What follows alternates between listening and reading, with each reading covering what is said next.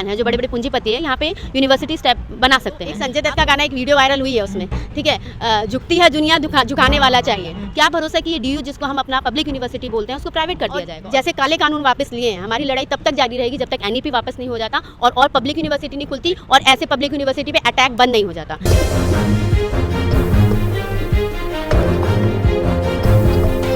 3 कानून थे, उसका आपको पता है कि इससे सिर्फ किसानों को नहीं पूरे के पूरे समाज को और खासकर गरीब तबके पे असर होने वाला था।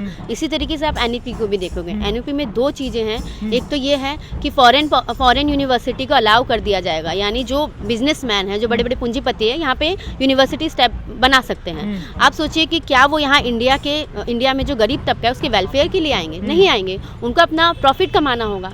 और उस यूनिवर्सिटी में कौन जा पाएगा? क्या एक गरीब का बच्चा जा पाएगा? नहीं जा पाएगा। तो उन्होंने क्या किया है, जो सेंट्रल गवर्नमेंट मोदी सरकार है वो ये कह रही है कि यहाँ पे महंगी महंगी यूनिवर्सिटी बनाई जाएंगी, उसमें एक बीए प्रोग्राम का कोर्स जो आज हम 10,000 में कर लेते हैं वो 50,000 में होगा। और जो गरीब बच्चा है, गरीब का बच्चा है, जिसके माँ बाप रिक्शा चलाते हैं या छोटी मोटी दुकानें हैं, परचून की दुकानें हैं, उनके लिए उन्होंने एक अल्टरनेट जो ऑप्शन है, सो कॉल्ड अल्टरनेट ऑप्शन है कि वो वोकेशनल स्टडी शुरू कर देंगे। वोकेशनल स्टडी में वो कहते हैं कि आप मटका बनाना सीख लीजिए, आप रिपेयरिंग का काम सीख लीजिए, आप फ्रिज ठीक करना सीख लीजिए। आप सोचिए कि क्या ये साफ साफ दिखाई नहीं देता है कि सोसाइटी में इस गैर बराबरी को बढ़ावा देने का जो पहले से प्रचलित है उसमें इस तरीके की जो पॉलिसीज़ लाई जा रही हैं। एक तरफ आप सोचिए कि कैपिटलिस्ट का बच्चा ही यूनिवर्सिटी में पढ़ पाएगा। आज डीयू होने को प्राइवेट गवर्नमेंट यूनिवर्सिटी है, ऐसे तो कहने को तो इतने सारे रेलवे भी गवर्नमेंट थी, पता चला उसको देखा देखी उसको प्राइवेट कर दिया। क्या भरोसा कि ये डीयू जिसको हम अपना पब्लिक यूनिवर्सिटी बोलते हैं उसको प्राइवेट कर दिया जाएगा और यहाँ पे एक कोर्स जो है 10,000 का 50,000 का हो जाएगा। और जो गरीब के बच्चे हैं उनके लिए वो कहते हैं कि आप वोकेशनल कीजिए, 6th क्लास से आपको कोडिंग सिखाएंगे, 6th क्लास से आपको वोकेशनल सिखाएंगे। अगर इतना ही गरीब के बच्चे की चिंता है तो आपने मल्टीपल एग्जिट का सिस्टम क्यों रखा? क्यों आप कहते हो कि 1 साल बाद आप निकल जाइए, 2 साल बाद आप निकल जाइए, आपको सर्टिफिकेट मिलेगा, डिप्लोमा मिलेगा और 4 साल बाद आप निकलेंगे तो डिग्री मिलेगा?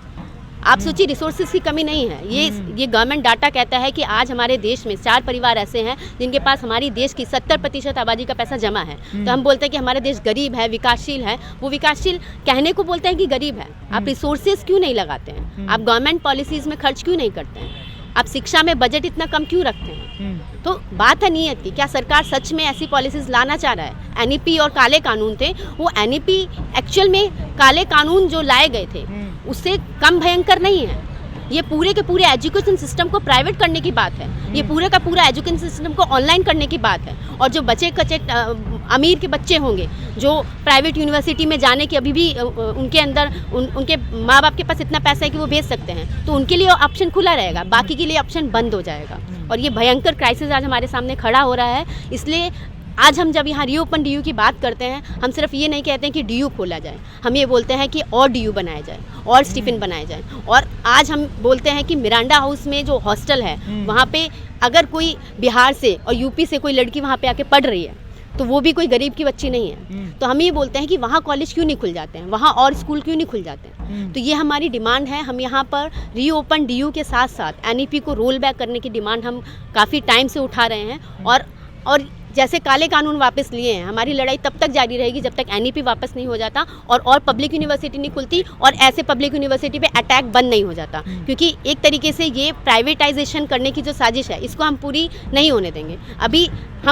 अभी हम आए हैं एसओएल डीयू, जहाँ पे एसओएल और इग्नू लाखों स्टूडेंट पढ़ते हैं, वो भी आएंगे, वो भी आंदोलन करेंगे। तो हमारी लड़ाई आगे तक जारी रहेगी। तो लग रहा है सरकार झुक जाएगी? देखिए, सरकार तो झुकी है। सरकार काले कानून हुए थे तब भी झुकी थी। सरकार तब भी झुकी थी जब एफआईयूपी लागू हुआ था। जब लोगों का और छात्रों का हुजूम सड़कों पे आता है ना, तो एक संजय दत्त का गाना एक वीडियो वायरल हुई है उसमें, ठीक है, झुकती है दुनिया झुकाने वाला चाहिए। तो हम लोग जो है झुका के रहेंगे और छात्रों की ज़रूरत है, और छात्रों को लेके आएंगे और आंदोलन अपना मजबूत करेंगे। क्योंकि एक बड़ा तबका अभी भी ज़्यादा दूर नहीं है, एसओएल में है। रोज़ हज़ारों स्टूडेंट यहाँ पे आते हैं, कभी एडमिट कार्ड के लिए आ रहे हैं, कभी फी रिसिप्ट के लिए आ रहे हैं, द्वारका से आते हैं, नोएडा से आते हैं। तो हम हम आंदोलन तेज करेंगे और उनको भी शामिल करेंगे, क्योंकि उनका जो है, उनका सबसे ज़्यादा बड़ा रिप्रेजेंटेटिव है इस आंदोलन में, उनको हम लेके आएंगे, ये हमारी लड़ाई है। ठीक है, चलिए बहुत शुक्रिया हमसे बात करने के लिए, आपने मुझे महत्वपूर्ण समय दिया। तो ये हमारे साथ ड्यू के कुछ छात्र थे जिन्होंने सभी सवालों के जवाब बारीकी अंदाज में दिए, जिनका साफ तौर पे कहना है कि हम सरकार को झुका के रहेंगे, क्योंकि इससे पहले भी कृषि कानून को लेकर सरकार झुकी है। ये उम्मीद के साथ वो इस तरीके से बातें कर रही है। अब देखने वाली बात होगी कि इन लोगों की मांगें कब सुनी जाती है। तो अगर आपको पसंद आया हो तो इसे लाइक करें, कमेंट करें, शेयर करें और हाँ, हमारे चैनल को सब्सक्राइब करना ना भूलें, ताकि देश विदेश से जुड़ी खबरें आप मिस ना करें, क्योंकि कोरोना काल में 2 गज दूरी, मास्क है जरूरी। नमस्कार।